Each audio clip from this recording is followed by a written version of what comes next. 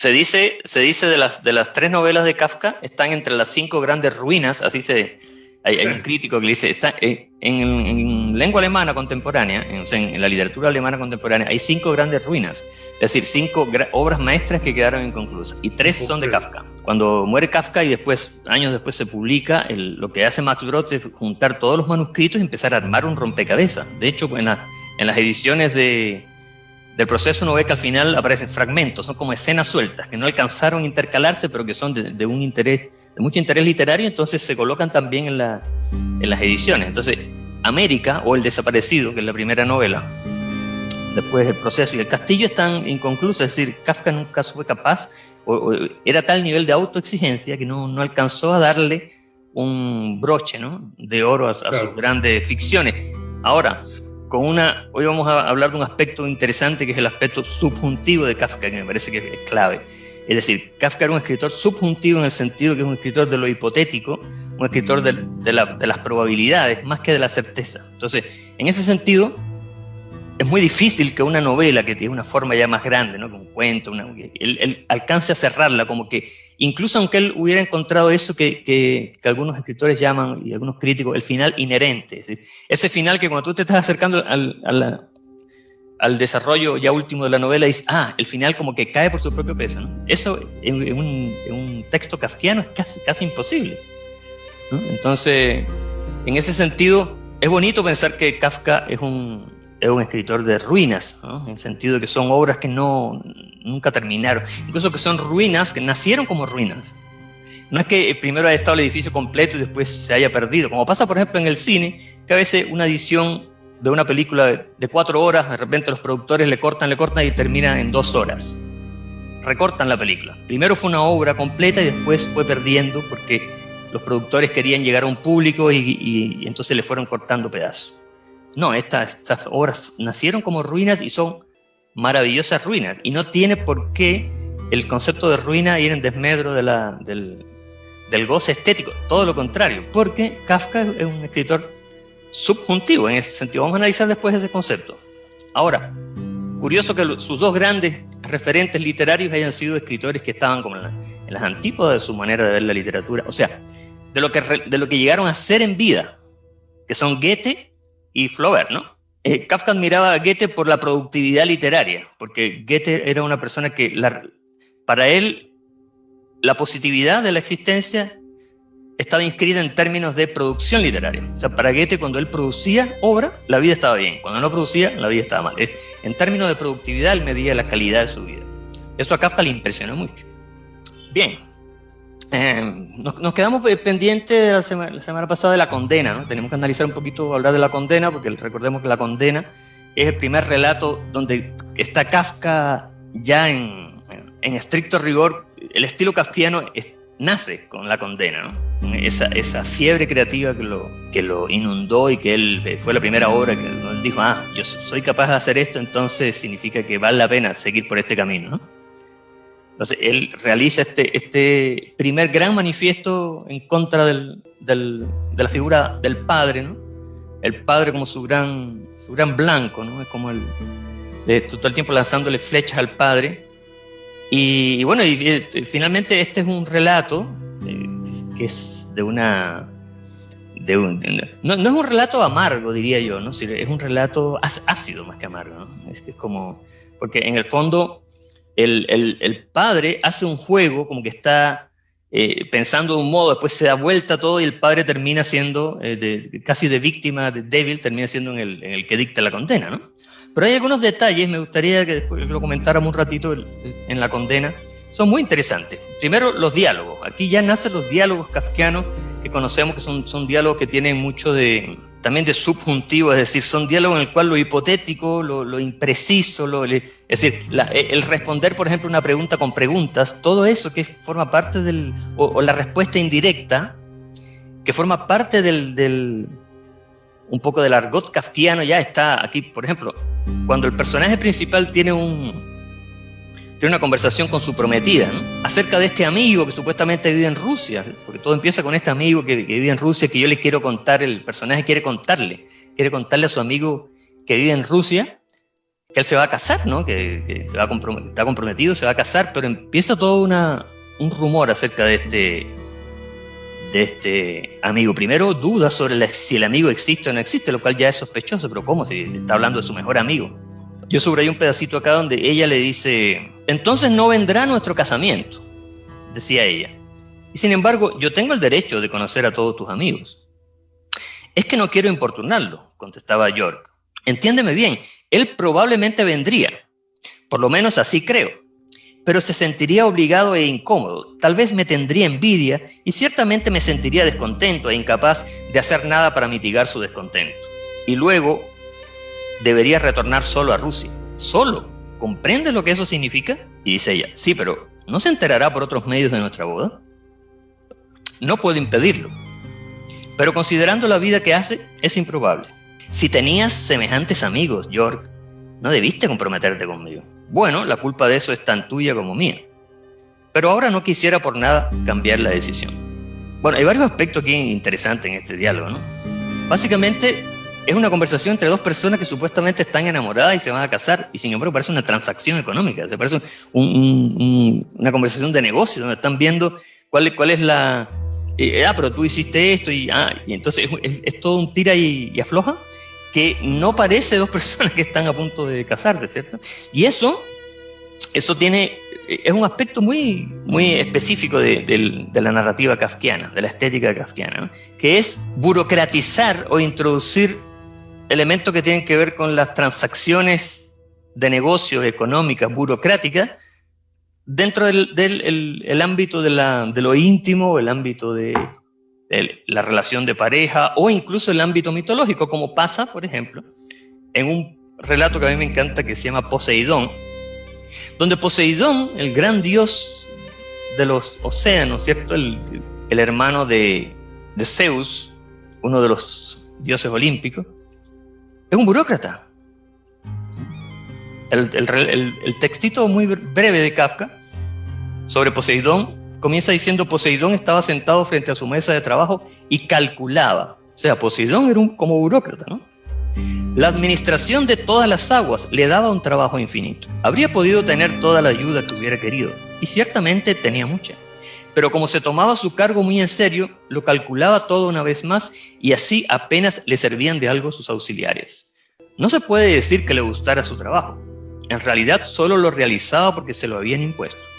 Con frecuencia se había ofrecido para realizar un trabajo más alegre, como él lo expresaba, pero siempre que se le hacían propuestas resultaba que ninguna se podía equiparar con su cargo actual. Además, era muy difícil encontrar algo diferente para él. Era imposible adjudicarle, por ejemplo, un mar determinado. Aparte de que aquí el trabajo de cálculo no era más pequeño, sino más meticuloso, aunque el gran Poseidón podría mantener aún una posición dominante. Es decir, rebaja de alguna manera el Kafka el mito a lo burocrático. Pero más que no rebajar en el sentido de degradarlo, sino rebajarlo es llevarlo a otra categoría. Pero es muy interesante cómo Kafka es capaz de tomar estos elementos míticos. Pasa lo mismo con las sirenas, con personajes de la literatura, como vimos Sancho Panza y La verdad sobre Sancho Panza. Pero es una característica de Kafka, ¿no?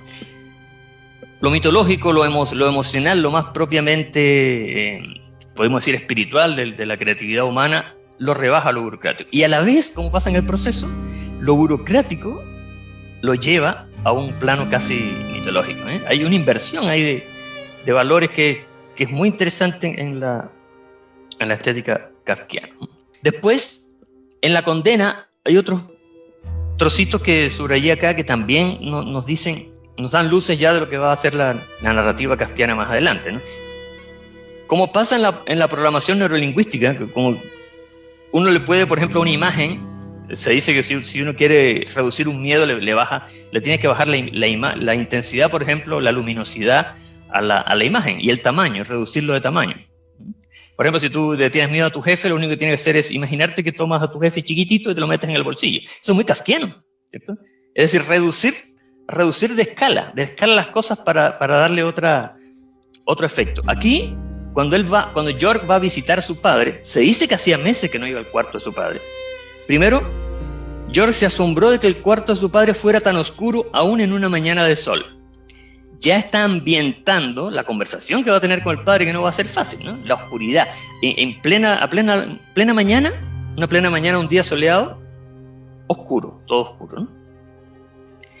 Y después, cuando el padre se levanta, dice, al andar, su pesada bata se abrió y el amplio vuelo onduló susurrante en torno del anciano. Mi padre es todavía un gigante, pensó George, ¿no? Le extrañó lo grande que se veía, ¿no? Esos detallitos ya nos van ambientando qué clase de conversación vamos a escuchar después. En este sentido, Kafka ya tenía todas sus herramientas expresivas formadas con este relato, ¿no? Después, bueno, viene la parte donde el padre le pregunta, ¿existe realmente ese amigo tuyo en San Petersburgo? Más adelante en la conversación dice, conozco muy bien a tu amigo. Y más adelante en la conversación le dice, yo era su representante aquí. Fíjense esos tres momentos, esos tres saltos que da el padre, ¿no? Primero de preguntarle, ¿y ese amigo existe, verdad? Y después le dice, yo lo conozco muy bien. Y después, yo era su representante aquí. Y después le dice, entre él y yo te hemos dejado fuera del negocio. Ahora todos tus clientes están en mi bolsillo. Y cuando le dice eso, tengo metidos a todos tus clientes en este bolsillo, George piensa, hasta en la camisa tiene bolsillos. Hasta en la camisa tiene bolsillos. Eso es lo que le hablaba antes de los subjuntivos. Es decir, la reacción de George no es una reacción directa ante la manifestación verbal del padre, sino es tangencial, se va por el costado, ¿no? Y eso le da mucho más efecto a la escena, ¿no? Por contraste. Hasta en la camisa tiene bolsillo, pensó George, y creyó que con esa simple observación bastaba para ridiculizarlo ante el mundo entero. Pero no, después el padre le dice, yo sigo siendo el más fuerte, ¿no? Y ahora te condeno a morir ahogado. Pronuncia la condena.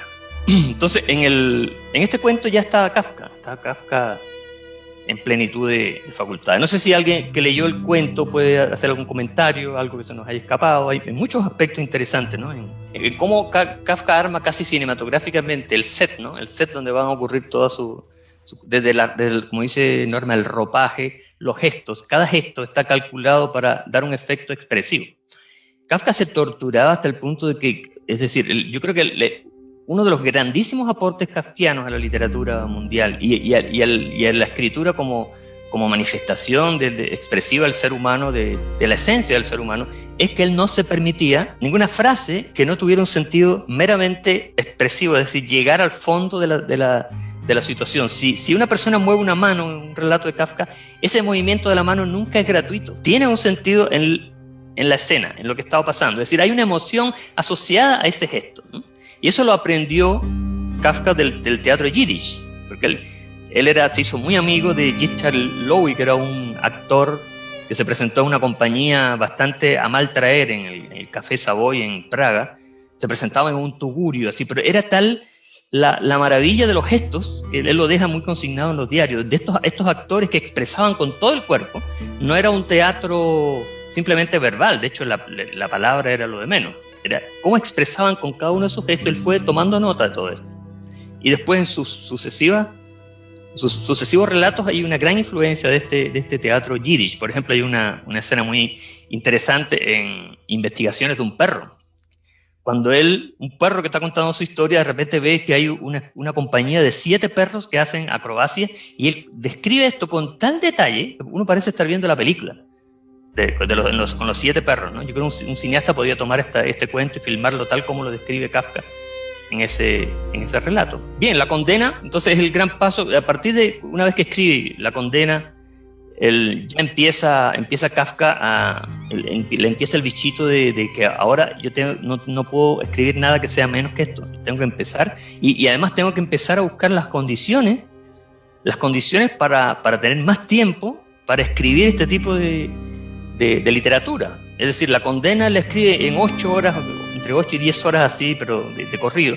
Pero dice, yo necesito tiempo. Entonces, cuando empieza a darle vuelta a la metamorfosis o la transformación, que es la traducción aceptada hoy día, más que la metamorfosis, la transformación, él dice, bueno, yo necesitaría por lo menos 4 noches perfectas para poder terminar la transformación. Ya él va siendo consciente del tiempo que necesita.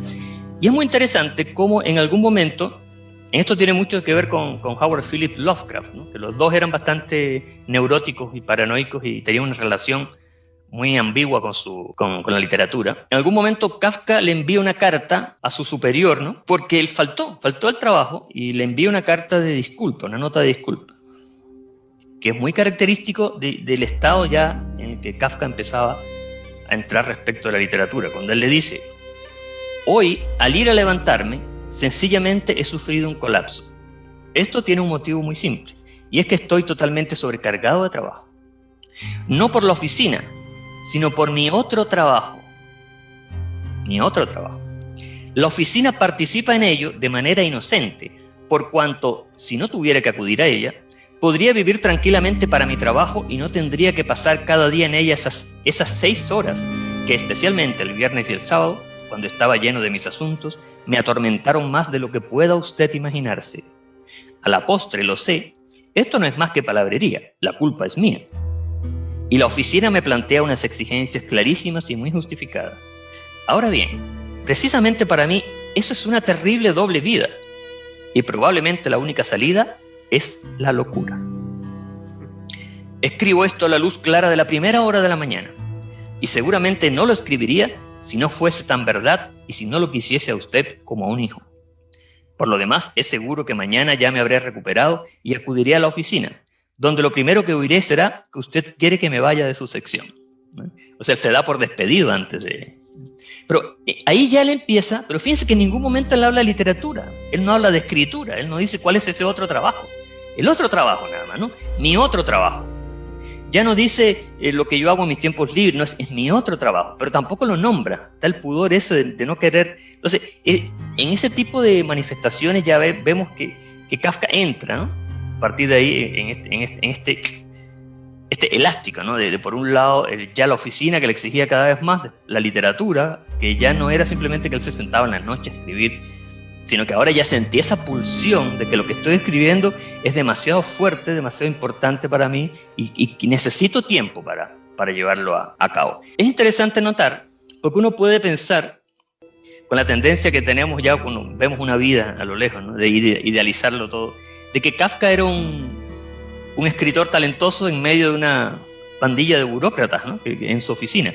Y la verdad que no es así. De hecho, el jefe de Kafka era experto en Goethe, y de hecho ganó un premio por sus investigaciones sobre Goethe. Había algunos de sus compañeros de oficina que habían publicado libros de poesía, otros habían hecho estudios sobre estética.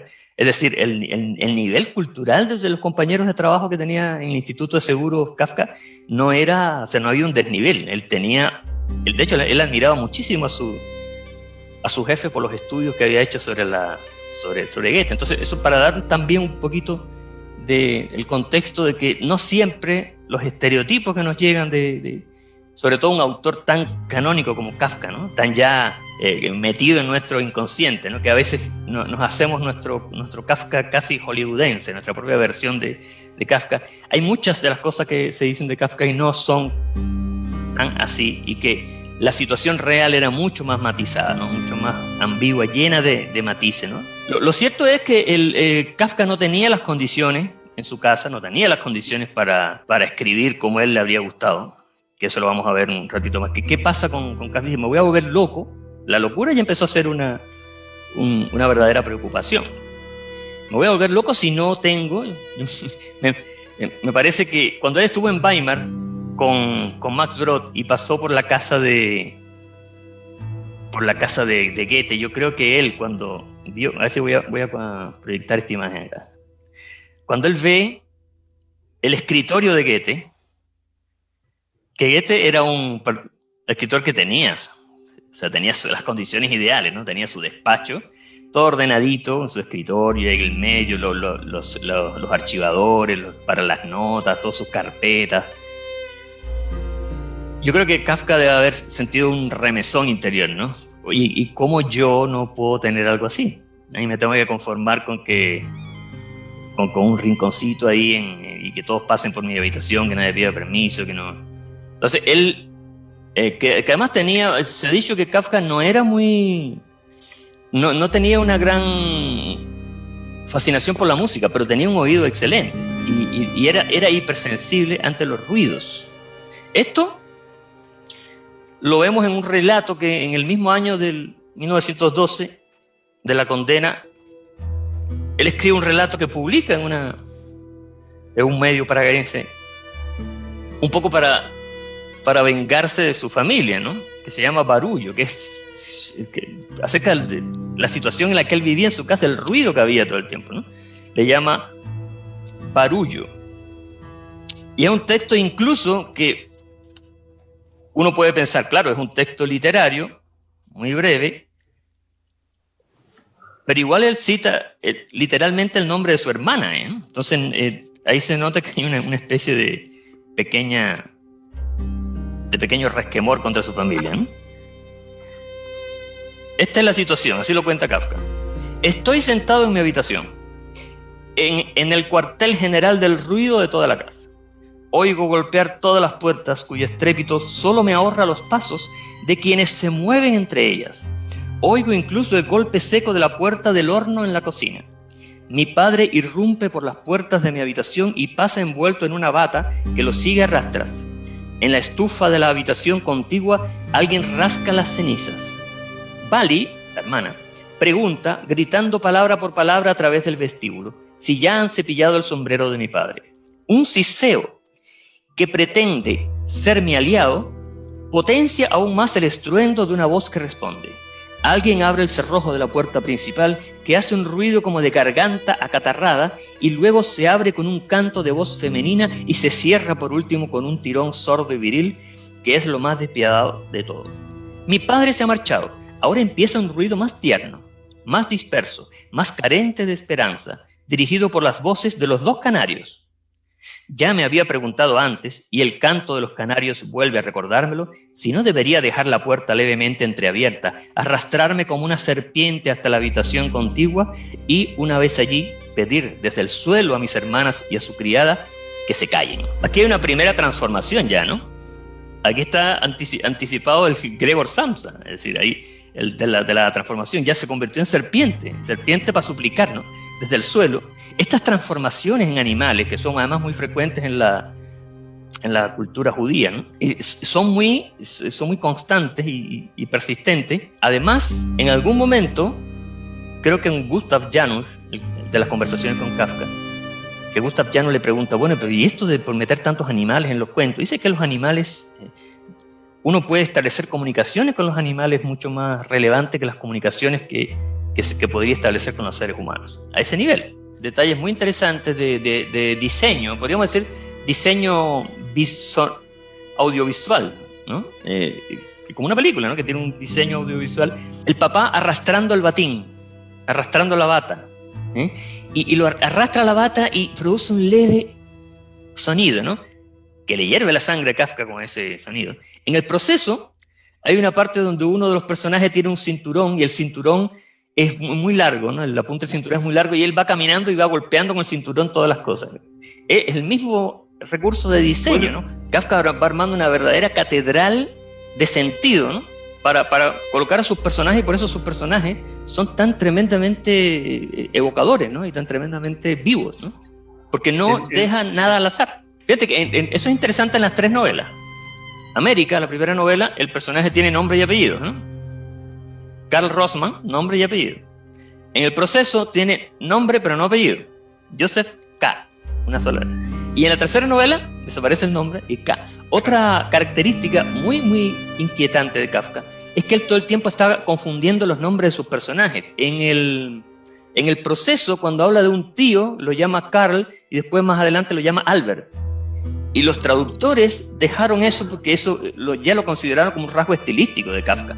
Entonces eso ha llevado a algunos estudiosos a decir que en el fondo la identidad de los personajes no es importante en Kafka porque todos los tíos son el mismo tío, todos los protagonistas son el mismo protagonista. Es más bien el contexto simbólico en el que estos personajes se mueven más que su identidad como personaje, ¿no? Entonces eso también es interesante. ¿Qué hacía Kafka cuando escuchaba todo ese barullo? Lo invitaban a jugar a las cartas, rara vez aceptaba jugar a las cartas. Dice Rainer Stach que prefería sentarse en su fría habitación, una habitación que no tenía calefacción, con las piernas envueltas en una manta. En algún momento incluso el padre tendría que cansarse. Entonces su batín recorrería el cuarto en dirección opuesta. De nuevo el batín, ¿no? De nuevo la puerta del dormitorio paterno se cerraría y empezaría una segunda vida, una vida distinta. Eso está en el diario de Kafka. La vida nocturna del escritor Franz Kafka, que nunca, como vamos a ver en la carta feliz, nunca es tan nocturna, ¿no? La carta feliz es posiblemente, yo creo que es el documento más desgarrador y más hermoso de lo que significa un compromiso total con la escritura. Es una carta que está en el segundo tomo. Yo la voy a proyectar acá porque le saqué una fotito para que la sigamos, la comentemos un poco, porque es un texto tan hermoso que vale la pena detenernos un rato acá. Esta carta, aquí está, es como el Kafka. ¿Por qué escribe Kafka, no? Bueno, Kafka escribe justamente por todas estas razones que él da acá. Yo creo que desde el punto de vista del punto de vista incluso del psicoanálisis, hay muchas cosas que se podrían decir de esta carta, ¿no? Pero vamos a leerlo como lectores simplemente que admiran la obra de Kafka y que buscan entender sus motivaciones para dedicarse a la escritura, ¿no? Esta es una carta de 1913, sí, 13, del 14 al 15. Las cartas de Kafka nunca están fechadas un día porque empezaba a las 11:30 de la noche y terminaba de escribirlo a las 2 de la mañana del otro día. Por eso dice acá, del 14 al 15 de enero de 1913. Mi amor, de nuevo se me ha hecho muy tarde escribiendo, y una vez más me viene a la memoria, hacia eso de las 2 de la madrugada, el sabio chino, en referencia a otra carta. Desgraciadamente no es mi amiga quien me despierta, sino solo la carta que quiero escribirle. Una vez me dijiste que te gustaría estar sentada a mi lado mientras escribo, pero date cuenta de que en tal caso no sería capaz de escribir. Tampoco es que lo sea mucho en general. Pero en ese caso es que no podría trabajar en absoluto. Escribir significa abrirse desmesuradamente, la más extrema franqueza y la más extrema entrega, en las que todo ser ya de por sí cree perderse en su trato con los demás y ante las que, por lo tanto, se echará para atrás mientras esté en sus cabales, pues todo el mundo quiere vivir mientras vive. Esta franqueza y esta entrega, repito, no son ni de lejos suficientes para la creación literaria. Lo que se transfiere desde esta capa superficial a la escritura, si la cosa no marcha de otro modo y las fuentes más profundas permanecen calladas, no es nada y se derrumba desde el instante mismo en que un sentimiento más verdadero sacude ese suelo superior. Por eso nunca puede estar uno lo bastante solo cuando escribe. Por eso nunca puede uno rodearse de bastante silencio cuando escribe. La noche resulta poco nocturna incluso. Por eso no dispone uno nunca de bastante tiempo, pues los caminos son largos y es fácil extraviarse. Hasta le llega a uno a entrar miedo a veces y siente desde ya, sin violencia ni seducción alguna, ganas de emprender la retirada. Ganas que siempre se pagan muy caras con el tiempo. Cuanto más si inopinadamente la más querida de las bocas le diera a uno un beso. Con frecuencia he pensado que la mejor forma de vida para mí consistiría en encerrarme en lo más hondo de una vasta cueva, con una lámpara y todo lo necesario para escribir. Me traerían la comida y me la dejarían siempre lejos de donde yo estuviera instalado, detrás de la puerta más exterior de la cueva. Ir a buscarla en camisón a través de todas las bóvedas sería mi único paseo. Acto seguido regresaría a mi mesa, comería lenta y concienzudamente y enseguida me pondría de nuevo a escribir. Lo que sería capaz de escribir entonces, ¿de qué profundidades lo sacaría? Sin esfuerzo, pues la concentración extrema no sabe lo que es el esfuerzo. Lo único es que quizás no perseverase, y el primer fracaso, tal vez inevitable incluso en tales condiciones, no podría por menos que hundirme en la más grande de las locuras. ¿Qué dices a esto, mi amor? No retrocedas ante el habitante de la cueva. Bueno, esa carta es, a mi juicio, el testamento y la imagen más hermosa que nos dejó Kafka acerca de lo que significa para él la pureza. Esta es una palabra muy importante en Kafka. La pureza del acto de escribir. Por eso quizás no es que Kafka no deseara publicar, yo creo que le encantaba publicar, le habría encantado publicar sus obras en las mejores editoriales, le habría encantado hacer una vida literaria como cualquier otra, pero tenía una tal conciencia de la perfección, de la pureza de lo que significa la literatura como una manifestación tremendamente profunda y espiritual. Yo creo que la palabra espiritual y la palabra literatura en Kafka son perfectamente compatibles, que no se podía permitir menos de lo que... Y de ahí también la tortura, ¿no? Como él se torturaba cuando escribía, es decir, no se podía permitir menos. Y eso, si yo tuviera que nombrar algunos creadores que tuvieron ese nivel de autoexigencia y de honestidad con su creación, yo me tendría que ir fuera de la literatura. Nombraría a Van Gogh en la pintura, nombraría a Tarkovsky en el cine, nombraría a Schubert en música. En poesía, Emily Dickinson, sin duda. Para mí es otro caso de Emily Dickinson, de la poeta norteamericana, de esa pureza extrema, ¿no? De que todo lo exterior relacionado al acto creativo es secundario. Lo importante es que si tú lograste expresar tu ser tal como tú soñaste hacerlo o deseas hacerlo, y manifestarte a través de esa creación, ¿no? Entonces, en ese sentido, Kafka, claro, fíjense qué interesante cómo termina la carta. Una vida perfecta, pero al primer desencanto sobreviene la locura.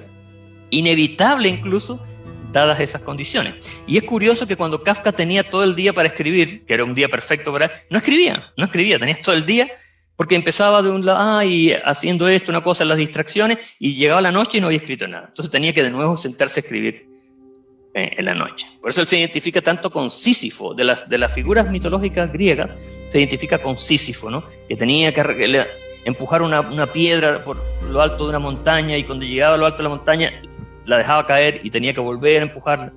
Sísifo, ¿no? Se identifica, lo cita varias veces en sus diarios. Bueno, esa carta es una declaración aparte de el nivel de imagen, ¿no?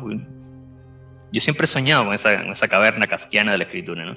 Como el templo, es como el paraíso de los escritores. Y además que más encima te dejan comida, ¿no? Y tú puedes alimentarte. Pero fíjense que la comida se la dejan lejos de donde él está, o sea, para que él no pueda tener ningún contacto humano con la persona que te trae la comida, porque eso sería ya un peligro de abandonar la cueva. Entonces, no, lejos. Después yo la traería, comería concienzudamente y seguiría escribiendo. Otra cosa, cómo él habla siempre de la literatura como algo que está en las profundidades, ¿no? En ese sentido, es muy pertinente, yo creo, traer a colación la psicología de las profundidades de Carl Gustav Jung, porque finalmente en lo más profundo de la mente estaría el inconsciente colectivo, que como el Kafka intentaría conectarse con esa fuerza, y para él en lo profundo, lo más profundo de su ser está la pureza, ¿no? La pureza de intención. Y mientras más arriba, más ruido, ¿no? Por eso él a veces dice, las preocupaciones están allá arriba en la vida.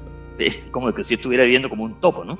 Y en el cuento, uno de los cuentos más tremendos de él, que se llama La Construcción, pero también se ha llamado La Madriguera, justamente es un topo el que construye, ¿no? Entonces él se convierte finalmente en un topo. Después de todos estos animales que se va convirtiendo Kafka, termina siendo el topo, ¿no? Por eso lo vamos a analizar en la última sesión. Bueno, hay una parte del libro Rainer Stack que justamente trata de la relación de Kafka con las personas que estaban locas. Kafka tenía un respeto casi sagrado por los locos. Es decir, cuando él se encontraba con alguien, por ejemplo, alguien una vez lo paró en la calle y le dijo que quería que se hiciera cargo de algo que estaba... Y Kafka se dio cuenta inmediatamente que el personaje estaba como un poquito ido, ¿no? Pero Kafka no conversó con él y después habló mucho de ese caso en su diario, sino que él lo respetaba profundamente y le interesaba, casi como un caso clínico y humano, ¿no? Cómo esa persona había llegado a controlar su locura, lo que Rainer Stack llama la locura metódica, por oposición a la locura caótica. La locura caótica es como tú ya te volviste loco y esa locura, tu vida ya se va por un despeñadero, no tienes forma de recuperar tu contacto con los seres humanos. Pero esta otra locura es de personas que pasaron cierta línea y que lograron de algún modo controlar esa locura y viven perfectamente en un mundo que quizás es un mundo paralelo respecto del mundo profano de los seres humanos, pero es un mundo que tiene una singularidad y una potencia emocional y estética y maravilloso, un mundo que tiene enigma, ¿no? Entonces, Kafka muchas veces, en el libro de Rainer Stach, en la biografía de Kafka, se dan varios ejemplos, hay como 3 o 4 ejemplos, de veces que Kafka se encontró con estos personajes limítrofes que todos los rechazaban, a nivel social, personal, en círculos, y él se daba el tiempo de estudiarlos, de acompañarlos, y además, con un gran respeto, él escribe después en sus diarios de estos locos, como que ese quizás era un espejo de lo que podría en algún momento llegar, cuando él habla tanto de la locura, de esto que si él se dedicara 100% a la literatura, se volvería loco, con esta locura metódica, ¿no? Esta locura sagrada. En cambio, de la otra parte, si se vuelve loco porque sigue en la oficina con esta doble vida, literatura, entonces la otra locura es la locura caótica, que es la que él le tiene terror, porque es la locura fea, ¿no? Entonces, todo ese juego entre las dos locuras está continuamente en la... Por eso es tan interesante que la obra de Kafka se puede estudiar en 3 niveles. Se puede estudiar primero sus obras, ¿no? Literarias propiamente tal, después sus cartas, que son como 1000 y tantas páginas solamente de cartas, o sea, casi en cartas en la misma cantidad de obra que en escritura literaria, y con un nivel de redacción y un nivel de imagen y de cuidado y de detalle increíble. Y después los diarios, que los diarios eran su laboratorio también. Muchos de hecho, hoy día hay muchas de las cosas que se publican como obra de Kafka aparecen también publicadas en los diarios con distintas redacciones, porque ahí es donde comenzó todo el semillero de muchos de sus cuentos. Entonces, cuando él, claro, llega a la metamorfosis, en la metamorfosis respecto de la condena, da un paso más, ¿no? Porque el personaje, al final, si ustedes recuerdan, al final el personaje es barrido. El insecto es barrido. Es decir, y esto también es otra imagen muy poderosa, lo barren, ¿no?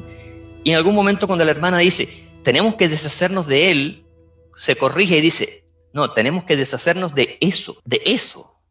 Ya ni siquiera es de él, de eso. Entonces, ahí descendemos, yo creo, un poquito en este nivel de transformación de lo humano en lo inhumano, ¿no? En Borges, en un ensayo sobre Wakefield, que es un relato de Nathaniel Hawthorne, escritor norteamericano, dice la honda trivialidad del protagonista que contrasta con la magnitud de su perdición. Y Rainer Stach dice que esto se podría aplicar perfectamente a Gregor Samsa, ¿no? El personaje de la metamorfosis. Y también, por ejemplo, cuando se dice que esto es uno de los cuentos decididamente fantásticos de Kafka, ¿no? Y hay un estudioso llamado Kerry Oñate, un crítico de cine, que ya murió, chileno, que él decía que lo fantástico se podía ver en 3 situaciones, ¿no? Para analizar si una pieza literaria o cinematográfica pertenecía al género de lo fantástico, había 3 situaciones. Y una de ellas tiene que ver con la metamorfosis. ¿Sí? Un personaje ordinario en un mundo o circunstancias extraordinarias.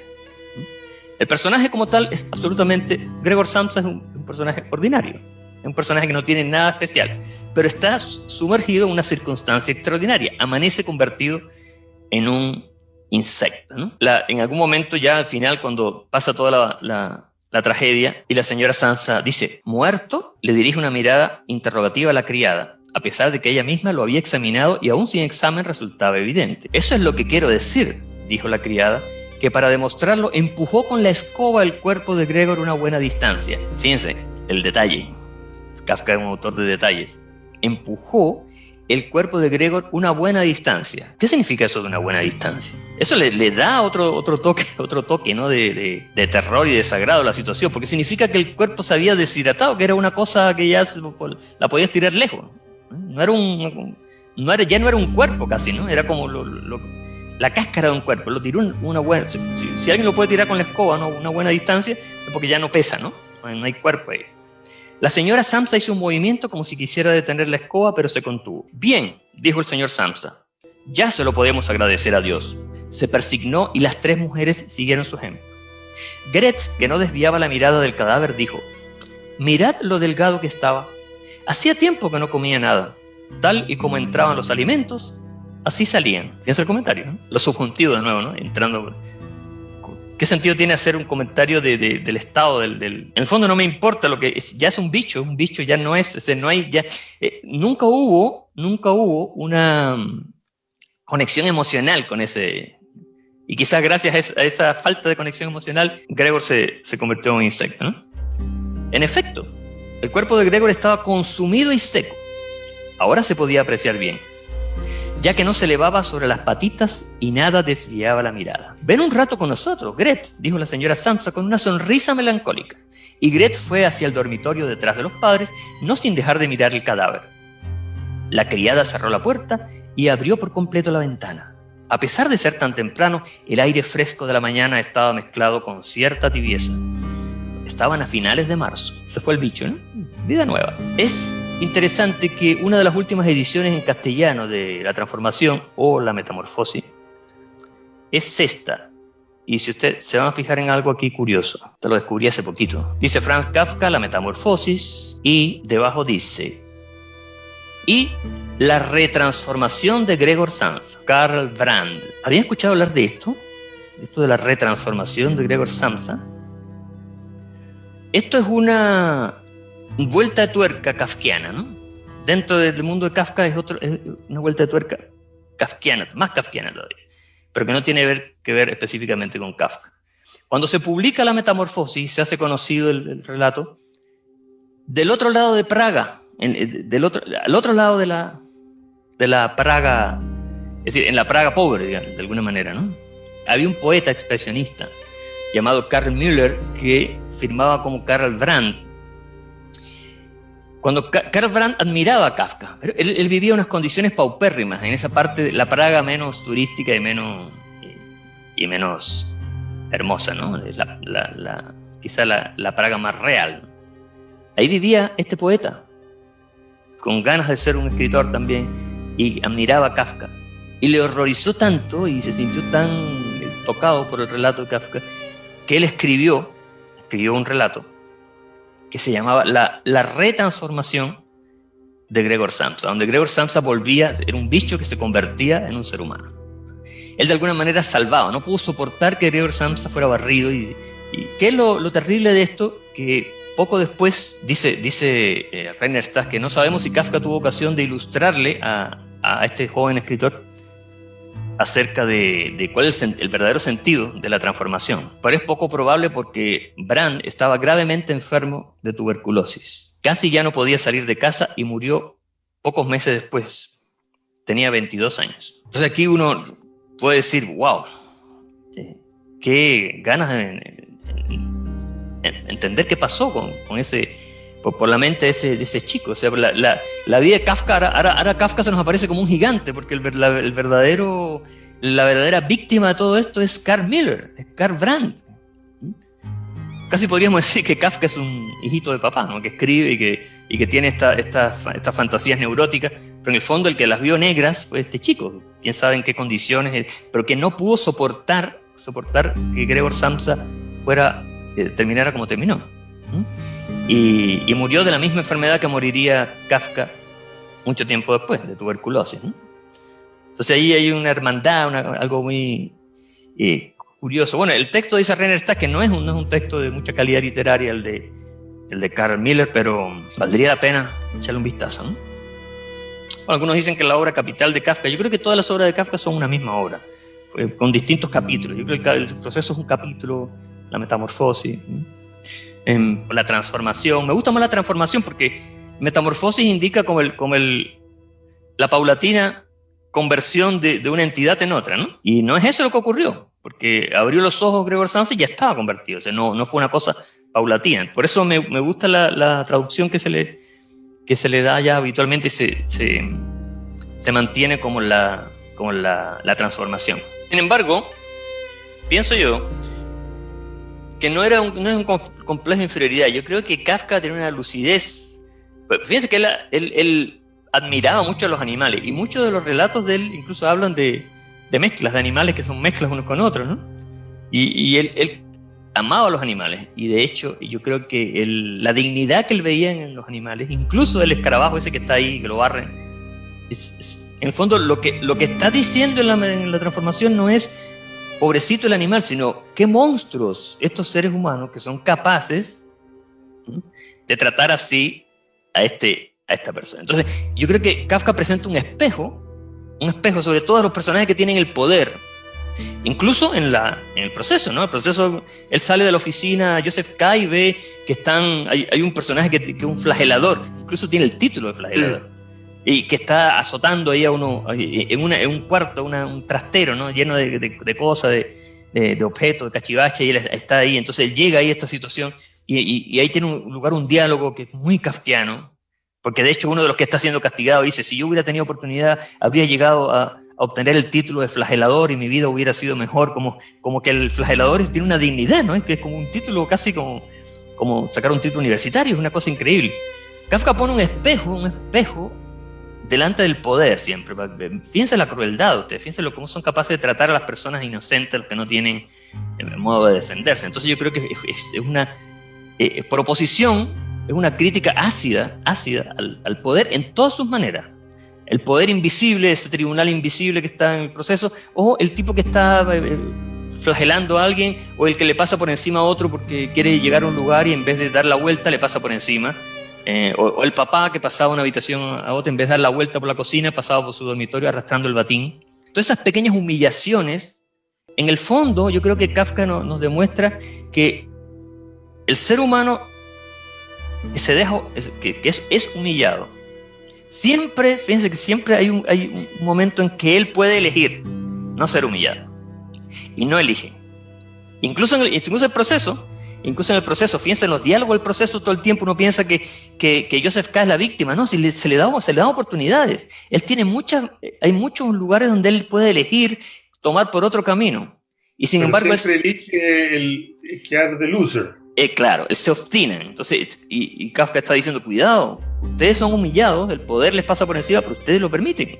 Entonces, quiero presentarles algo que para mí es muy importante respecto al proceso. Vamos a proyectar acá esto, que es como la puerta de entrada a la conversación que vamos a tener cortita sobre el proceso de Kafka.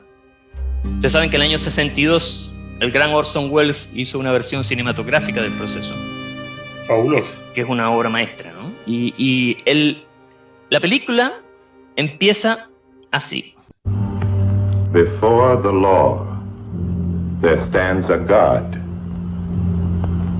A man comes from the country, begging admittance to the law. But the God cannot admit him. Can he hope to enter at a later time? That is possible, says the God. The man tries to peer through the entrance. He had been taught that the law should be accessible to every man.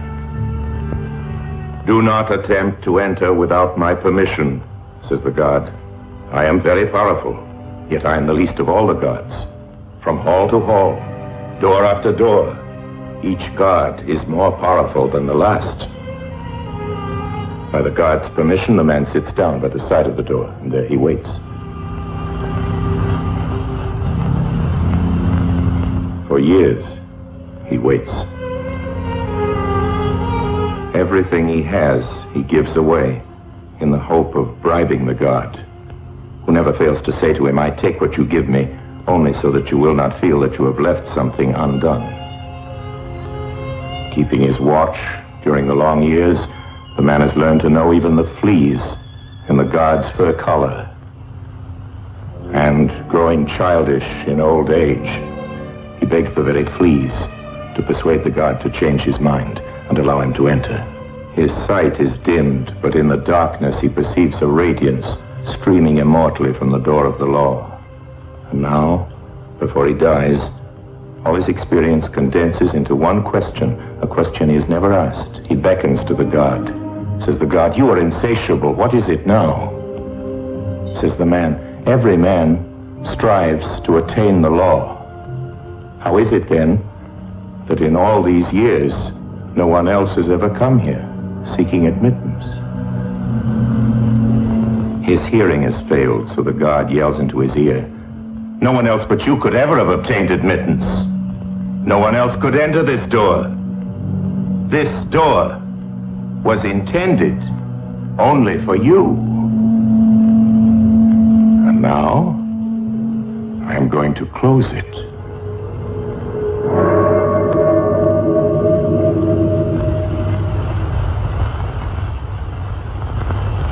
tale is told during the story called The Trial. It has been said that the logic of this story is the logic of a dream, of a nightmare.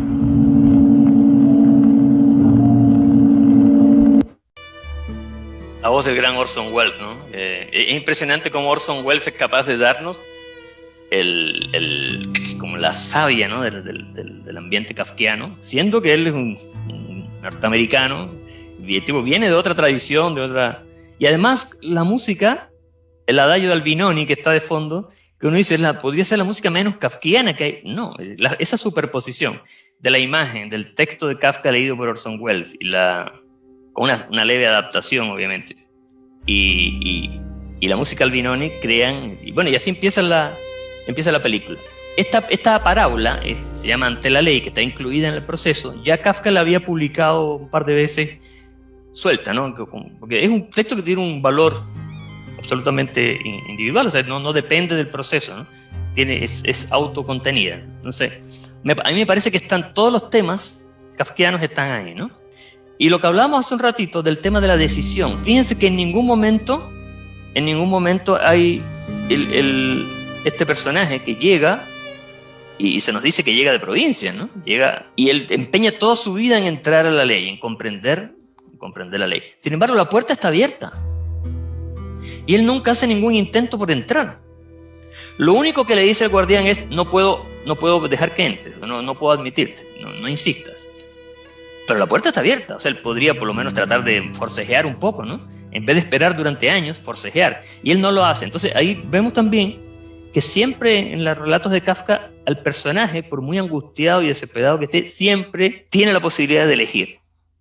No es un camino sin salida. Siempre Kafka deja una pequeña lucecita, ¿no? Y después el hecho de que esa puerta, que en la ley hay una puerta para cada ser humano, que es otro concepto que me parece increíblemente potente. Esa puerta era para ti nada más, ya no la aprovechaste, así que ahora voy y la cierro, porque ya nadie más, no es que la cierre, la voy a clausurar, porque ya nadie más puede ocupar esa puerta, era para ti. La película, la verdad que yo se la recomiendo. Es muy difícil llevar a Kafka al cine, pero yo creo que el intento más notable es esta película de Welles, del año 62, con Anthony Perkins haciendo de Joseph K., que es una de las actuaciones más emblemáticas. Ese duelo que en la catedral, cuando se enfrentan Anthony Perkins y Orson Welles, que es ahí justamente donde el sacerdote recita esta historia ante la ley.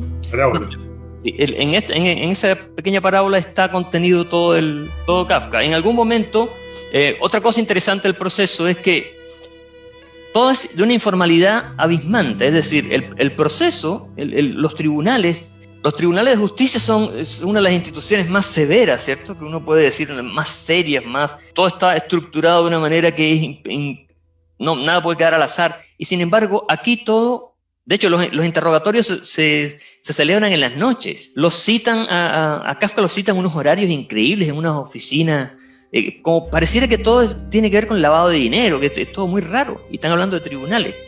En algún momento le dicen, y esta es una de las partes culminantes del proceso, una de las partes más potentes, un fabricante que está hablando, hay un personaje que está hablando con Kafka y le dice, he oído de su proceso, y él lo trataba de mantener oculto porque se avergonzaba mucho de que hubiera sido condenado sin razón. He oído de su proceso, y se lo oía a un pintor ahí, un pintor que es una especie de mendigo porque ni siquiera cobra por sus cuadros, sino que uno le da unas limosnas ahí y vive en un tugurio, hay un cuarto que le prestaron, y hay unas niñas por ahí que viven, y las niñas hicieron una copia de la llave y el pintor nunca puede pintar tranquilo porque las niñas se meten en la habitación y lo molestan. Entonces todo tiene que ver con... Y cómo este personaje, este pintor de poca monta, llegó a saber porque es amigo de ciertos jueces y ha escuchado mucho sobre la ley en la vida. Entonces, ese contraste entre el personaje que no tiene ningún tipo de dignidad social y sin embargo accede a grandes secretos, es otra de las claves que nos está dando Kafka, ¿no? Porque todo el tiempo existe esa desproporción. Y fíjense que en el texto dice Kafka, esperó durante días y años. Días y años. Fíjense que se salta la semana y el mes, ¿no? días y años. Eso te produce un efecto. Ahora, Orson Welles lo hace muy bien, porque cuando él dice que esperó, deja una pausa y después dice, for years he waits, ¿no? Por años se le esperó, y se salta el día, pero deja esa pausa es que son unos pocos segundos. En esos pocos segundos uno siente, ¿no?, que algo ocurrió ahí, ¿no? No, es infinito, es increíble como un texto tan breve, una página, puede tener tanto sentido, tanta interpretación. Ahora, esto es una curiosidad, no sé si la sabían, pero hablando de la influencia que tuvo el teatro yiddish, ¿sabes que los yiddish son los judíos orientales que en toda esa parte de Checoslovaquia, Rumania, Bulgaria, por ahí, crearon su propia cultura, su propia lengua, y muy distinto a los judíos ortodoxos, que muchas veces, de hecho, a estos judíos yiddish lo despreciaban, pero crearon su propio teatro, su propia cultura. Kafka admiraba, de hecho Kafka hizo una conferencia sobre la lengua yiddish, muy interesante. Se hizo muy amigo de este actor Yitzhak Lowy, que también murió en un campo de concentración por ahí. Ahora, fíjense, esta es una curiosidad, ¿no? Yo me enteré hace poquito también en este libro de obras completas, que está lleno de notas al final. Dice, Beck es un autor que escribió un libro acerca de Kafka y el teatro yiddish. Recuerda que la escena inicial del proceso, recuerden que el proceso aparecen dos personajes en la casa y le dice, usted está acusado. Bueno, ¿y por qué estoy acusado? No corresponde a nosotros decirlo, ¿no? Y esa es la clave del proceso, que no te revelan la causa por la cual fuiste acusado, ¿no? Incluso por ahí se dice, usted fue acusado solamente, usted fue condenado solo porque presentó resistencia. Se empezó a tomar en serio esta acusación. Si no se lo hubiera tomado en serio, no pasaba nada. De nuevo la elección. Bueno, hay un autor de teatro yiddish que se llama Asher Selig Feynman, que escribió una obra que se llama El Virrey. Y dice Beck, el autor de este libro de Kafka y el teatro yiddish, que Kafka tomó de esta obra de teatro yiddish el tema del proceso. Porque en esta pieza de teatro, dos criados enmascarados de la Inquisición van a la casa de Don Sebastián y le participan que se les ha encargado que lo arresten bajo la acusación de ser judío. A pesar de que Don Sebastián desea cumplir con los requisitos de la ley, solicita ser informado acerca de la naturaleza de las pruebas que pesan sobre él. Y los enviados le responden que no están autorizados a darle mayores explicaciones. Después de esto, de este intercambio de palabras, Don Sebastián es arrestado. Es decir, Kafka todavía se está investigando cuál es la verdadera relación, la verdadera influencia del teatro yiddish en la obra de Kafka. Es tremendamente amplia y es tremendamente rica. Es decir, todavía se está investigando. Hay unas descripciones de una actriz que admira, una actriz de una compañía de teatro yiddish que se presentaba ahí en Praga, y Kafka estaba absolutamente alucinado cómo esta mujer expresaba con todo su cuerpo. Y hay una descripción en el diario de esta actriz yiddish. Y ya se empieza a ver que ese amor que tenía Kafka por los detalles, por los gestos, por cada gesto como un factor expresivo, acumulativo dentro de una narrativa, entre otras muchas cosas, ¿no? Entre otras muchas cosas, venía de la observación de los actores yiddish. De hecho, esta señora parece un nombre de personaje de Kafka, ¿no? La señora Chisik, y Kafka pone, me gusta tanto escribir su nombre. Dice, a la señora Tichik, la actriz yiddish, le gusta inclinar la cabeza hacia la mesa, también mientras come asado de ganso. Uno cree llegar con la mirada debajo de sus párpados si primero la desliza con cuidado por sus mejillas y luego, achicándose, se cuela en su interior. Para lo cual no hace falta levantar los párpados, pues ya los tiene levantados dejando pasar precisamente ese brillo azulado que invita a intentarlo. De su repertorio de verdadera actriz surgen aquí y allá ademanes con el puño, giros del brazo que dibuja en torno a su cuerpo invisibles colas de vestido en pliegues, el colocarse en el pecho los dedos separados, pues no basta con el grito desprovisto de arte. Su repertorio interpretativo no es muy extenso. Su manera de mirar asustada al actor que le da la réplica, de buscar una salida en el pequeño escenario, la voz suave que en ascensos rectos y breves se torna heroica sin necesidad de forzarla, solo gracias al aumento de la resonancia interior, la alegría que entra en ella por su cara, que se abre y se dilata más allá de la alta frente hasta el pelo, el dominio de sí misma mientras canta sin echar mano de otros recursos, la manera de erguirse al ofrecer resistencia, lo que fuerza al espectador a preocuparse de todo su cuerpo y no mucho más. Pero ahí está la verdad del conjunto y en consecuencia la convicción de que no es posible quitarle ni el menor de sus efectos. Es una descripción absolutamente objetiva, es decir, en Kafka fíjense que no hay amaneramientos de descripción.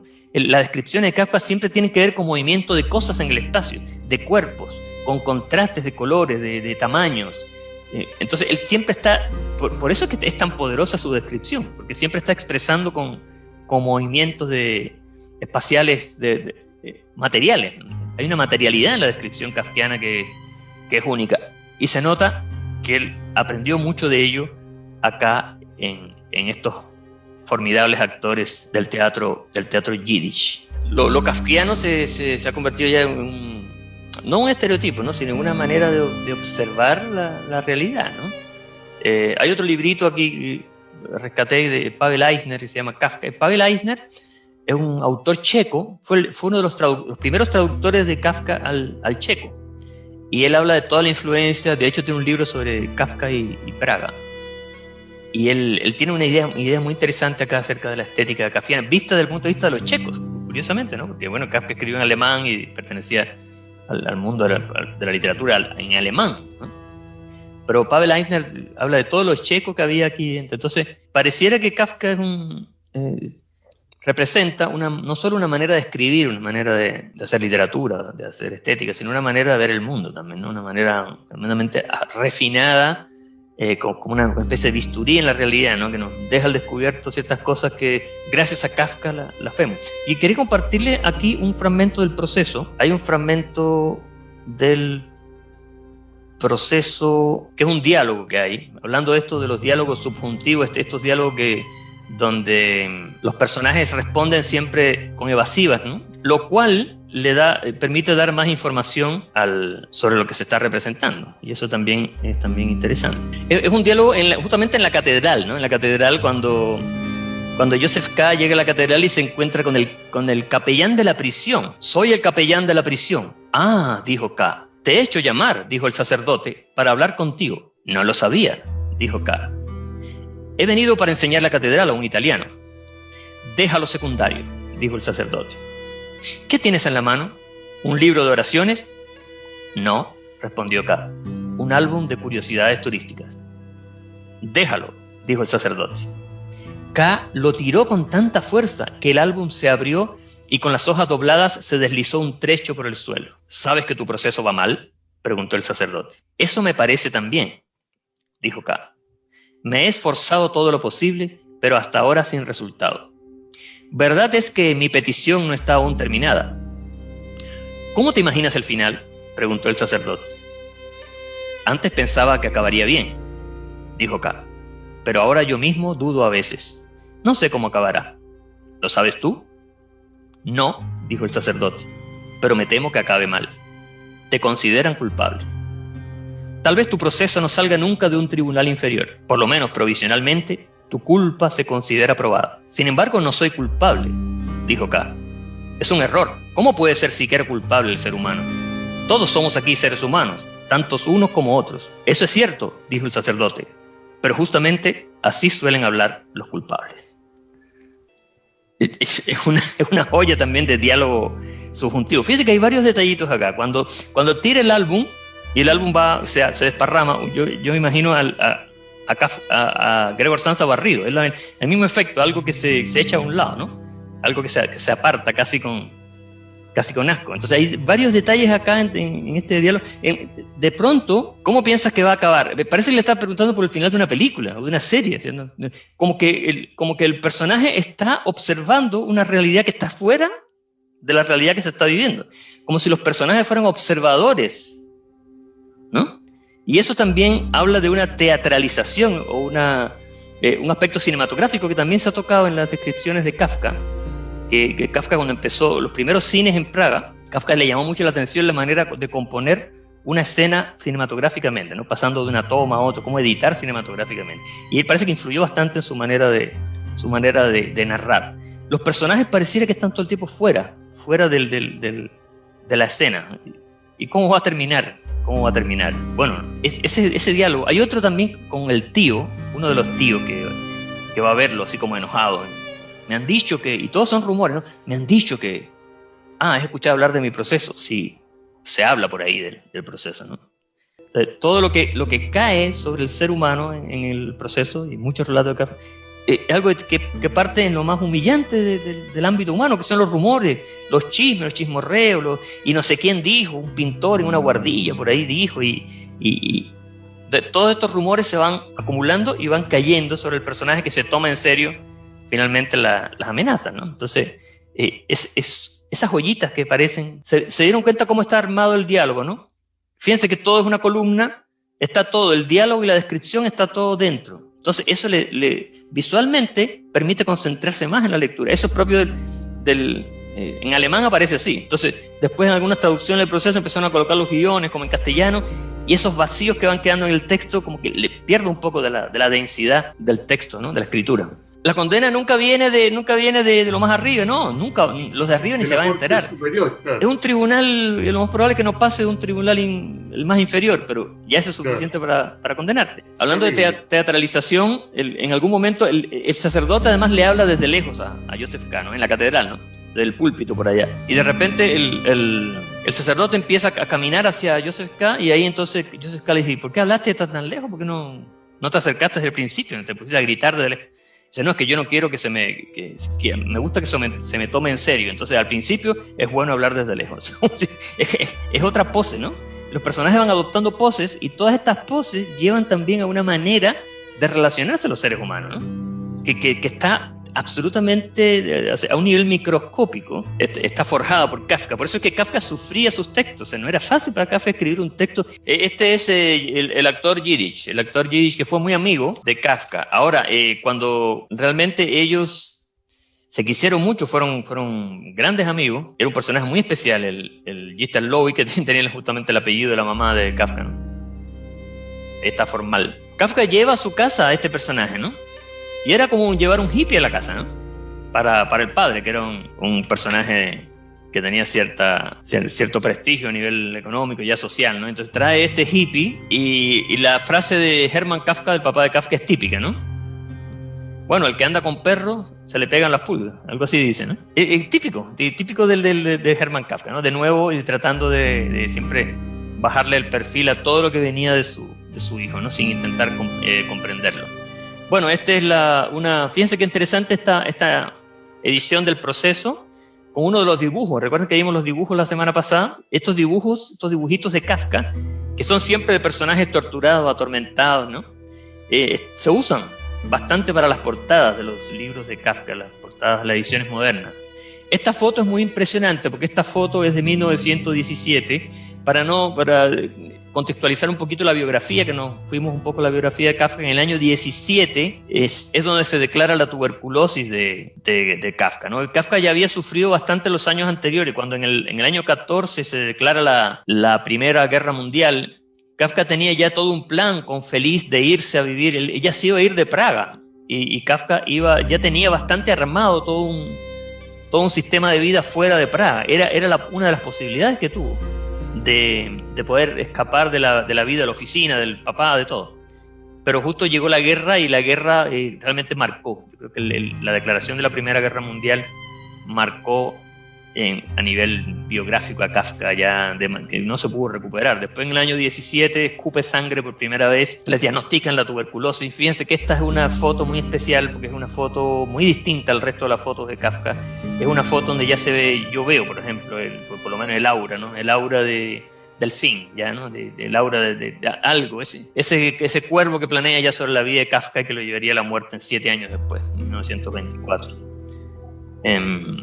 Es una foto muy, muy impresionante. En Kafka es esencial la incomunicación. Si tú te fijas bien en todos estos diálogos, como bien dices tú, son fascinantes porque están armados desde el punto de vista de la estructura gramatical, y están armados de una manera perfecta. Pero el contenido, muchas veces, no siempre. Por ejemplo, Tintoretti, que es el pintor del proceso, da unos discursos sobre la ley, sobre el origen de la ley, tú dices, pero este hombre parece doctor en Derecho, ¿qué hace ¿qué hace acá viviendo en este cuchitril, ¿no? Entonces uno no se imagina, y sin embargo, y da unas tremendas disertaciones, pero por lo general se dan estos diálogos, y yo creo que ahí Kafka intenta trazar una línea, que algo que lo torturaba mucho a él. ¿Por qué los seres humanos, si hablamos el mismo idioma, no nos podemos comunicar? ¿Por qué no nos podemos comunicar si usamos las mismas palabras? Entonces, hay algo ahí muy, muy profundo en él, de que quizá hasta doloroso, ¿no? Del hecho de que no puedo llegar al otro, ¿no? No puedo llegar a mi padre hasta... fíjense que en la Metamorfosis quien barre, o sea, que quien dice, pero tenemos que despojarnos de él, tenemos que deshacernos de él, y después dice, no, tenemos que deshacernos de eso. Es la hermana de Gregor Samsa, y justamente la hermana, se dice que Otla, la hermana menor de Kafka era como la luz de esperanza para Kafka en su familia, la única con la que podía comunicarse. Sin embargo, en el tema de la famosa fábrica esta, cuando toda la familia se le tira y dice, tú tienes que dejar todas tus distracciones y concentrarte en la fábrica, que es importante para la familia, incluso ella le dice, oye, pero no puedes irte por lo menos unas horitas a la fábrica de vez en cuando, y entonces ahí él siente que su hermana se pone también, la única en la familia con la cual él tiene un vínculo emocional y comunicacional, se le fue en contra también. Y ahí, entonces, en la Metamorfosis aparece la hermana también como deshaciéndose de él, ¿no? Entonces, algunos hablan de la familia de Kafka como una familia muda. Por mucho que todos hablen, griten y hagan ruido, no hay comunicación a nivel esencial. No hay llegada, ¿no? Las palabras como que chocan con un muro, y hay algo ahí que... Entonces, eso se ve también, como tú dices, Teresa, en los personajes, en los diálogos. Hay toda una retórica, tú dices, insustancial, del punto de vista literario, brillantísimo. Pero Kafka está diciendo, mire, es imposible que estos personajes se comuniquen porque usan las mismas palabras, pero no hablan el mismo lenguaje, de alguna manera, ¿no? No usan los mismos símbolos, las mismas connotaciones. Hay una imagen acá que les quería mostrar que es muy interesante, porque es el único retrato que le hicieron a Kafka durante su vida. O sea, ni siquiera es un retrato, la única imagen artística de Kafka realizada durante su vida por un artista llamado Friedrich Feigl. Y el título del dibujo es muy interesante, porque el título es Kafka leyendo El jinete del cubo. O sea, Kafka leyendo una obra suya, ¿no? Y El jinete del cubo, hablando de incomunicación, El jinete del cubo es una pieza muy chiquitita, un relato, que yo creo que dice mucho también de Kafka, es autobiográfico y es maravilloso, ¿no? en su formulación visual, porque es muy cinematográfico también, ¿no? Es un personaje que quiere carbón, quiere calentarse, tiene frío, y va con su cubo de carbón a donde el carbonero, y a pedirle un poquito de carbón, del más barato, un poco de carbón del más barato para no pasar tanto frío. Y de nuevo ahí se produce una situación muy curiosa, porque este personaje que tenía el cubo vacío se pone a cabalgar, por eso se llama jinete en el cubo, se pone a cabalgar encima del cubo, y el cubo empieza a volar, empieza a levitar, ¿no? Y le dice, carbonero, mira cómo me tienes, está tan vacío mi cubo que incluso puedo cabalgar en él, por favor dame un poco de tu carbón más barato, ¿no? Y dice, y a una altura extraordinaria oscilo, esto está contado en primera persona, y a una altura extraordinaria oscilo ante la bóveda del sótano del carbonero, en el que él allí abajo permanece agachado frente a una mesita y escribe. Para dejar salir el exceso de calor, ha dejado la puerta abierta. Fíjense de nuevo el contraste entre este hombre que está cabalgando en un cubo vacío, muerto de frío, y el carbonero que, para dejar salir el exceso de calor, ha dejado la puerta abierta. ¡Carbonero!, grito con la voz cavernosa y cauterizada por el frío, envuelto por las nubes de vaho provocadas por la respiración. Por favor, carbonero, dame un poco de carbón. Mi cubo está tan vacío que puedo cabalgar sobre él. Sé bueno, pagaré hasta donde pueda. Y después la mujer el carbonero dice, ¿le puedo dar un poquito de carbón a este? Y la mujer le dice, no le des nada, porque estos negocios imaginarios, yo no veo a nadie. ¿Quién te está pidiendo carbón? Entonces se produce una situación también ahí que tiene que ver, otra relación de poder, ¿no? De poder entre el que tiene mucho carbón, acapara. Después habla que la mujer está también así como sonrosada por el exceso de calor, el confort, ¿no? Y el otro está ahí tratando casi desaparece en las nubes, ¿no? Cabalgando sobre un cubo vacío, porque no le quieren dar ni siquiera el carbón más barato, ¿no? es de nuevo una situación que es un leitmotiv, ¿no? Que se va repitiendo en Kafka. Y bueno, en el año 1919 es el año de la carta al padre, la famosa carta al padre, que más que la carta al padre, porque nunca se la envía el padre, es como una carta que yo creo que Kafka quiere dejar un documento para que sepan quién es mi padre, ¿no? Para que sepan quién es mi padre, dejo esta carta. Es como una carta a la posteridad sobre el padre, más que una carta al padre. Ahora, hay que decir en favor de Hermann Kafka, del padre de Kafka, que el hombre hizo lo que pudo, es decir, con los orígenes tremendamente difíciles que tuvo, y lo difícil que era sobresalir en esa Praga complicada, que además pasó también por la Primera Guerra Mundial y todo. O sea, del punto de vista económico y como formar una familia, fue un heroísmo lo que hizo Hermann Kafka con su esposa. Entonces, de alguna manera, no es que el papá de Kafka haya sido especialmente siniestro, no, era el tipo de comerciante judío que venía de provincia a establecerse en Praga, que necesitaba salir adelante y que defendía con uñas y dientes a su familia. Entonces también contextualizar, romper el estereotipo eso del padre maltratador y el padre diabólico, no, para nada. O sea, era mañoso, obviamente, era un padre muy, muy duro y sarcástico, pero debe haber habido miles en esa época, ¿no? En la Praga. Entonces también para darle un poquito de crédito. Totalmente, que es muy interesante y además en el fondo... si uno analiza cuáles son las aproximaciones o los pasos que da Kafka para entenderse con su padre, escasos, ¿no? Es decir, él podría decir, oye papá, a ver, conversemos un poco, a ver cómo podemos llegar a un cierto acuerdo acá, ¿no? Para ver cómo vamos a seguir sobreviviendo juntos, ¿no? No, o sea, en el fondo es también esa distancia que continuamente pone Kafka respecto a esta figura, que además, de nuevo, tiene que ver con la familia judía. Hay una carta, no, un pasaje del diario, creo, de Kafka, donde él habla de lo que significa la madre judía y el padre judío. Y él dice, cuando se dice madre en alemán, todos piensan que esa Mutter, no sé cómo se dice, todos piensan que eso tiene que ver con la madre judía, que se aplica a la madre judía. Y no es así. Es decir, la figura de la madre judía es incomparablemente más compleja que la simple madre alemana. Y lo mismo dice con el padre. O sea, la complejidad de lo que significa culturalmente un padre judío, dice él, ni de cerca lo puede constatar la palabra padre en alemán, ¿no? No es. Cuando un alemán dice padre, no, eso nunca se puede aplicar en el mismo sentido a un padre judío. Y ahí, entonces, hay unas pequeñas claves también, ¿no? De lo que significa la relación entre padre e hijo entre Hermann y Franz, que lo más probable es que haya sido una relación común y corriente como muchos otros padres judíos con sus hijos. Y de hecho, hasta uno podría pensar que Hermann era bastante permisivo, o sea, que le dejaba a Franz que hiciera lo que... Y muchas veces cuando Franz se iba a los sanatorios, que a veces se pasaba un mes en un sanatorio, el que le financiaba todo eso era Hermann. Entonces, es muy, muy interesante cuando estudiamos una vida humana de uno de estos personajes y romper un poquito estos estereotipos, ¿no? De que a veces uno se queda enquistado por comodidad en estos estereotipos, pero bueno, lo que yo quería que hiciéramos escribiendo, y mejor que quede de tarea porque así lo pueden desarrollar tranquilamente, porque bueno, es una especie de exorcismo, no sé si se le puede llamar así.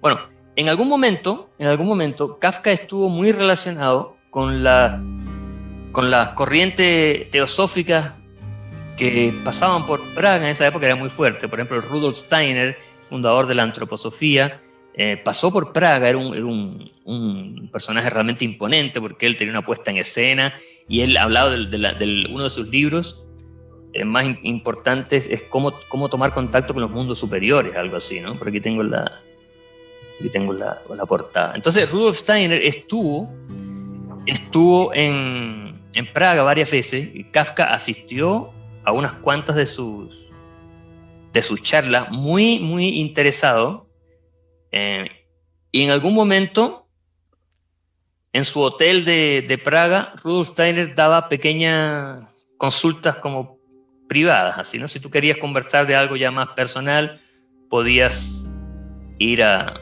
conversar con él. Y Kafka fue a ver a Rudolf Steiner. Eso está muy documentado en el libro, en la biografía esta de Rainer Stach. Y lo que pasó ahí es tremendamente interesante desde el punto de vista biográfico, porque ahí Rudolf Steiner, con cómo él, la influencia que él tenía sobre la intelectualidad, los artistas, los pensadores en su época, pudo haber hecho algo, pudo haber torcido de alguna manera o enderezado, ese es uno de los libros de Steiner, pudo haber enderezado o aclarado el conflicto interno de Kafka con la literatura. No lo hizo. Kafka se fue bastante decepcionado de esa conversación. Y a mí me quedó dando vueltas todo el tiempo, pero ¿cómo? Porque además Kafka, antes de ir a ver a Steiner, él escribió del modo concienzudo como él escribía sus cosas, ¿no? Él escribió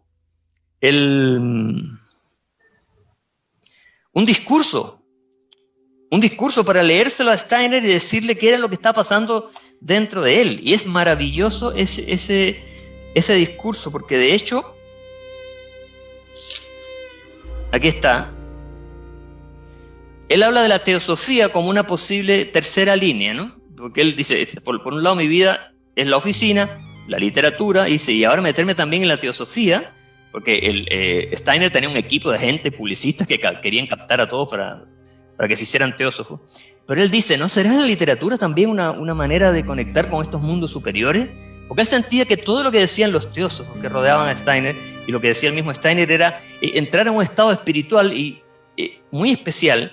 Y Kafka dijo, pues si este estado espiritual ya yo lo mismo que están diciendo, yo lo he experimentado escribiendo. ¿No sería la literatura una suerte de teosofía? Y entra en Kafka una especie de ebullición interior tan potente que él escribe este texto. Dice, siento como una gran parte de mi ser tiende a la teosofía, pero al mismo tiempo le tengo un miedo enorme. Temo de ella, en efecto, una nueva confusión, que para mí resultaría muy desagradable, pues ya mi desdicha actual se debe únicamente a la confusión.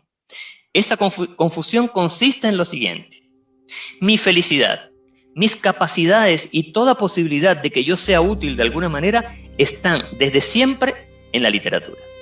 Y sin embargo, en ella he vivido situaciones, no muchas, que en mi opinión están muy cerca de los estados de clarividencia descritos por usted, señor doctor. Durante esas situaciones yo habitaba completa y totalmente en cada una de mis ideas y hacía realidad cada una de mis ideas, y en esos momentos me sentía no solo rozando mis límites, sino los límites de lo humano en general. Lo único que faltaba en esas situaciones, aunque no del todo, era la serenidad de la fascinación de la que a buen seguro goza el clarividente. Eso lo deduzco del hecho de que mis mejores trabajos no los he escrito durante esos estados. Ahora bien, el caso es que no puedo entregarme por completo a esa actividad literaria, como tendría que ser, y no puedo hacerlo por diversas razones. Dejando aparte mis circunstancias familiares, yo no podría vivir de la literatura, a consecuencia de la lentitud con que van surgiendo mis obras y de su singularidad. Además, también mi salud y mi carácter me impiden entregarme a una vida que en el mejor de los casos sería incierta. De ahí que me haya buscado un puesto de funcionario en una compañía de seguros sociales. Ahora bien, esas dos profesiones son totalmente incompatibles entre sí y no es posible ser feliz con ambas al mismo tiempo. El más pequeño triunfo en una de las dos tiene como contrapartida un desastre en la otra. Si una noche escribo algo bueno, al día siguiente en la oficina estoy que ardo y soy incapaz de hacer nada a derechas. Ese continuo vaivén me resulta cada vez más desagradable. En la oficina cumplo aparentemente mis deberes, pero no mis deberes interiores. Y cada falta a mis deberes interiores se convierte en una desdicha que ya nunca podré sacudirme. ¿Y cómo voy a sumar a estas dos aspiraciones inconciliables una tercera, la teosofía? ¿No se convertirá en un obstáculo por ambos lados y no será obstaculizada ella también por ambos lados? ¿Podré yo, que ya actualmente soy tan desdichado, llevar a buen término las tres? He venido, señor doctor, para preguntarle, pues imagino que si usted me tiene por capaz de ello, podré realmente echarme esa carga a los hombros. Es una confesión absoluta, ¿cierto? Es una confesión de Kafka. Ahora, ¿qué pasa con la respuesta del famoso clarividente Steiner? intentó tranquilizar a Kafka explicándole que no había necesariamente contradicción entre la sabiduría espiritual y la estética y que incluso en los encuentros y ritos de los teósofos se preservaban las exigencias de la belleza. Una información, esto lo comenta ya el biógrafo, una información bastante lamentable para venir de un clarividente, entre comillas, que se había movido en círculos literarios. Kafka aseguró cortésmente a Steiner que le enviaría una muestra de su trabajo literario y se despidió. Y nunca más volvió a tomar contacto con la teosofía. Entonces yo me quedé pensando, ¿qué pasa si Steiner, por una vez en su vida, usa su clarividencia para entender quién es el ser humano que estaba delante de él y le da una respuesta iluminadora que le dice a Kafka, pero si la teosofía, usted no necesita la teosofía, ya usted tiene la literatura. Convierte la literatura en su teosofía. Algo así, ¿no? Algo que Kafka, o sea, que sea digno de la petición con la que Kafka desnudó su corazón delante de este hombre. Entonces yo dije, voy a proponerle a mis amigos y amigas talleristas que cambien la historia, que le cambien la respuesta a Steiner. Imagínense que ustedes son un clarividente, una clarividente. Franz Kafka llega a ustedes con este discurso que ustedes acaban de escuchar acá. Yo les puedo mandar el texto. Y entonces ustedes le van a dar a Kafka la respuesta que se merece. ¿Ya? La respuesta que se merece Franz Kafka. ¿Les gusta el desafío? Bien. Muy bien. Y entonces eso vamos a empezar la semana próxima leyendo esas respuestas, ¿no? Esas respuestas de ustedes. Yo voy a escanear el discurso de Kafka y voy a escanear también las páginas siguientes donde aparece un poco el contexto en el que se desarrolló esto, para que ustedes lo tomen como punto de partida, lo desarrollan con toda naturalidad, calma ahí. Y yo voy a hacer también una versión y lo compartimos la próxima semana y así empezamos la tercera sesión donde vamos a entrar ya en los últimos años. Vamos a dedicar las 2 últimas sesiones a los 4 o 5 últimos años de Kafka, donde conoce a Gustav Janusz, el autor de Las conversaciones con Kafka, un libro maravilloso, y compone su obra, a mi juicio, su obra capital, su obra, que es El Castillo, la más misteriosa de sus obras, a mi juicio.